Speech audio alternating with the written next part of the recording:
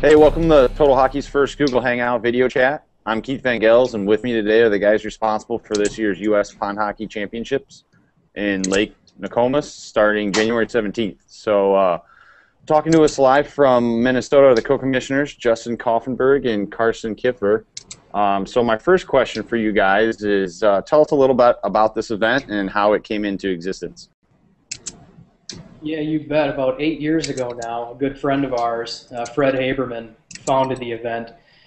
At the time, he had just wanted to get back to the way he thought hockey was meant to be played, outside, just pick up hockey like we were kids, playing outside, playing on the pond, and all too often, as hockey players now, you're inside, structured practice, structured games, and he thought it was time to get back to playing outside in the elements the way it was meant to be played.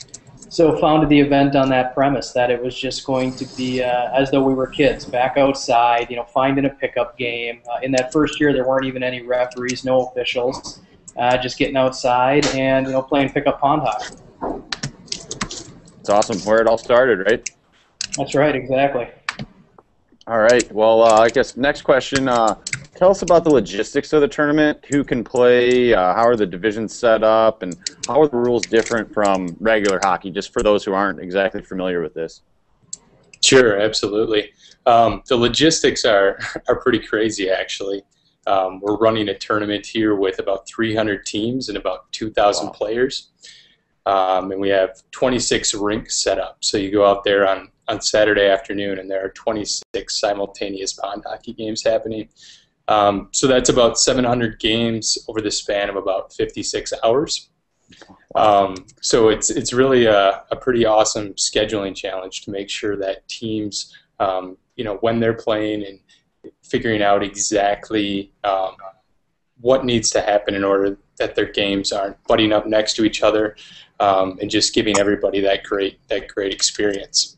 As far as the divisions go, we have a number of different divisions that cater to various skill levels. The open division is open for anyone to play in, but it consists usually of players that have quite a bit of hockey experience, whether that be past college, very high level of high school hockey, or even past pro experience. So the hockey that you're watching in the open division is pretty awesome.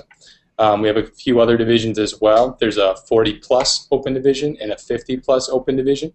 And so that's just giving the opportunity to those individuals who are still playing at a very high skill level, but want to participate and be competitive against people that are their own ages.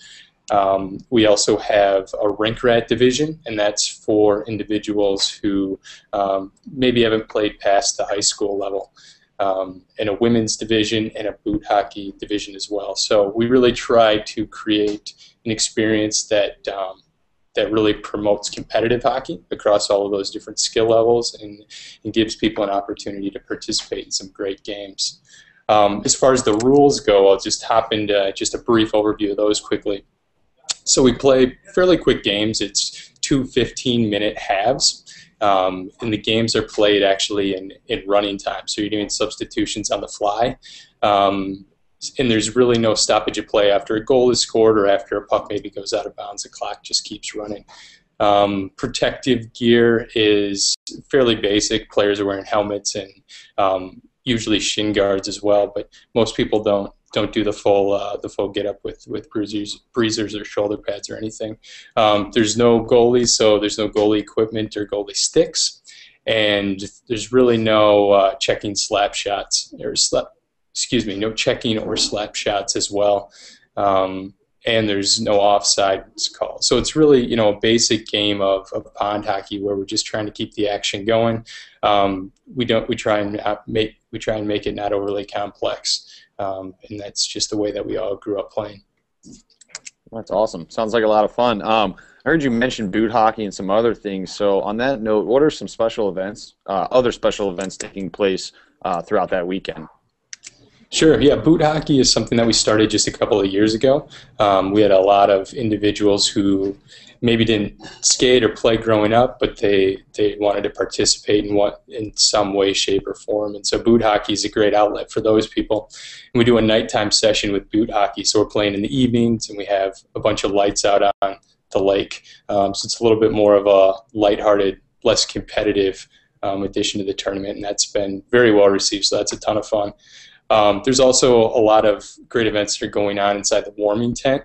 The warming tent itself is just absolutely massive.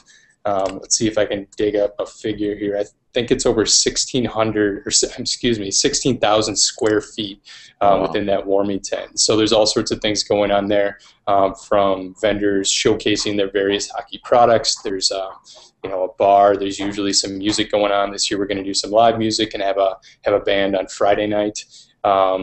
Great place to just get some food and a beer and hang out with your buddies. Really looking forward to it. Last question for you guys, and thanks for the detailed answers. It's been great. So talking about the atmosphere of the event a little bit, can you describe a little more detail the open division as far as the intensity, the compete level, and what it means to win that golden shovel? Yeah, you bet. The atmosphere, well, the atmosphere for the whole event, is kind of representative of a game of hockey anyway. It's one of the few games in the world where you're out there, you want to win the game, you want to play well, you'll beat each other up and play hard and be competitive at any level. It doesn't matter if it's minor hockey or college hockey or pond hockey. But then you get off the ice, you shake hands, and you have a couple of pops together and have a good time. And, that's kind of representative of the entire event, the open division included.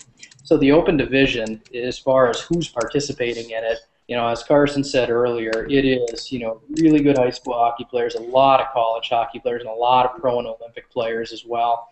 If I look down this year's roster, I think, at least on an average year, just by reputation, just by name alone, I can often pick out a couple hundred Division I hockey players. So by the time you get through the Friday kind of quarterfinal match and the Saturday semifinal match, by the time you get to Sunday in the open division, the level of hockey out there is pretty incredible. It's, you're watching household names out there, but the fun part of it is that the hockey's as good as it gets, super high skill level, really good players, but you're playing on the pond. So you're playing on this, foreign sheet, really, and you get all the different nuances that come with playing on the pond. You get the big cracks, holes. When it gets super cold, you'll get some of the natural chipping of the ice. You've got an uneven, old school pond hockey surface that you're playing on. So it's, in a way, it's been kind of the fun, thing that brings everybody to, to the same level. We've had, NHL All-Stars, top 5 all-time, goal scoring, defensemen come off the ice out there and say it's like nothing he's ever played in, because it's a different game. When you can't dipsy doodle up there, you got to get the puck down on that. It's a bit of a different game. Yeah. So it's super competitive. Everybody really wants to win. Having your name on the golden shovel, comes with some pretty serious bragging rights. But as competitive as it is, at the end of it, you're all hopping off the ice together and shaking hands and having a beer and just enjoying being in the outdoors and just playing hockey the way nature intended. I wish I was playing in this tournament, but we're glad to be there. We're really excited, especially now after talking to you guys and getting a better feel for what it's all about. Can't be more excited to head up to Minnesota for this. So I guess that's all the questions I have. If there's anything you guys would like to add, go for it. No, maybe we'll just kind of wrap up and say, we're really excited to have Total Hockey involved with the event. Total Hockey is a company that, we've worked with in the past, and we've always just been impressed by the way, you as an organization have, kind of handled the game. You've stayed true to the game.